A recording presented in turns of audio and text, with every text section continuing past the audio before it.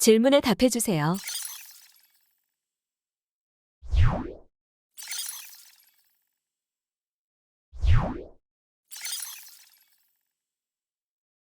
통계의 방에 어서 오세요. 지금부터 여러분께 통계에 대한 이야기를 전해드릴 신현아입니다. 앞서 보셨던 세 가지 질문에 어떻게 답하셨나요? 정답은 바로 모른다입니다. 어째서인지 지금부터 통계의 방에서 시원하게 풀어보도록 하겠습니다.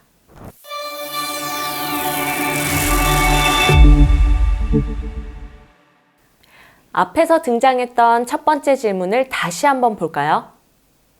60%와 80%. 숫자만 보면 누구든 80%라고 답할 겁니다. 승소율이 80%인 쪽이 60%인 변호사보다 더 유능하다고 할 수 있으니까요.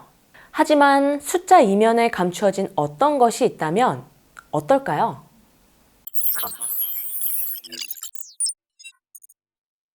승소율 60%의 변호사 A.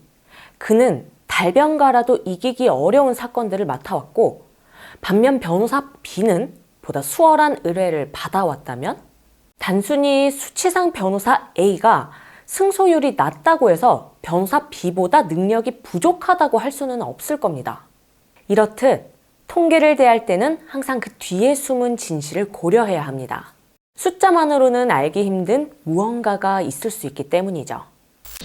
두 번째 질문은 실제 1936년 미국 대선 당시의 일화를 바탕으로 하고 있습니다.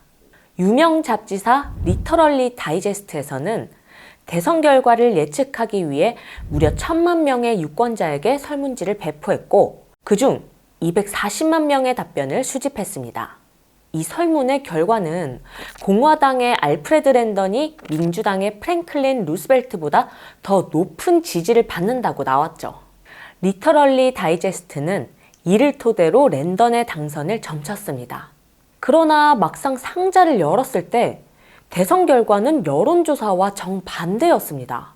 대체 어떻게 된 걸까요? 리터럴리 다이제스트의 설문지를 받은 사람들은 잡지 구독자, 자동차 소유주, 그리고 전화번호부에 등록된 사람들이었습니다.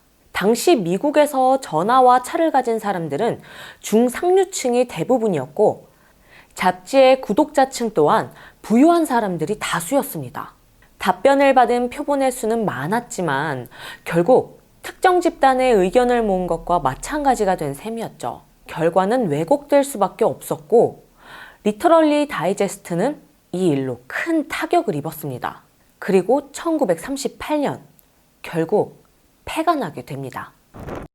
장기적으로 경과를 살피고 결과를 만들어내야 하는 임상실험의 경우 많은 사람들이 이러저러한 이유로 중도에서 이탈하곤 합니다. 결과를 산출할 때 중단된 케이스까지 넣어서 계산하기엔 아무래도 애매한 면이 있습니다. 그래서 중도 이탈자를 배제하고 끝까지 실험에 참여한 피실험자들의 자료만으로 통계를 내기도 하는데요. 이게 정말 올바른 결과가 맞을까요? 임상실험 제품이 모발을 튼튼하게 만들어주는 샴푸라고 가정해봅시다. 임상실험에 참여한 총 100명 중 60명이 중간에 그만두었고, 마지막까지 참여한 40명 중 35명이 훌륭한 제품이라고 응답했습니다.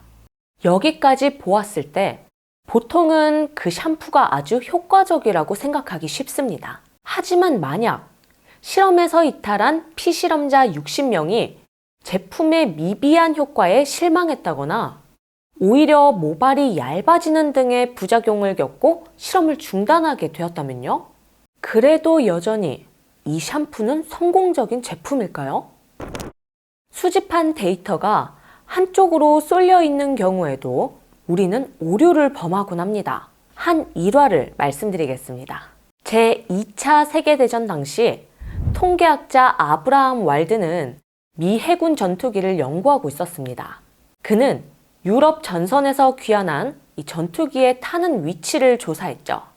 그중 가장 많은 탄흔이 발견된 부분은 전투기의 동체였습니다. 이 통계를 토대로 미군은 동체를 보강하기로 결정합니다. 그러나 아브라함 왈드는 한 가지 이상한 점을 포착하게 됩니다. 바로 조사한 전투기 중에서 엔진에 총탄을 맞은 기체가 거의 없었다는 것이었죠. 곰곰이 생각하니 이유가 보이기 시작합니다. 신장이라 할 수 있는 엔진을 공격당한 전투기는 귀환하지 못했고, 이에 따라 엔진에 탄흔이 생긴 전투기 데이터 수집률이 현저하게 떨어졌던 것이었습니다. 그는 이렇게 주장했습니다.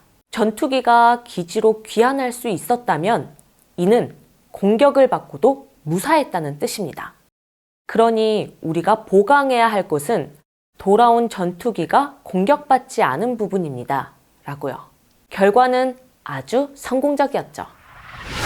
숫자는 종종 사람들의 눈을 현혹시켜 진실을 보지 못하게 방해하곤 합니다.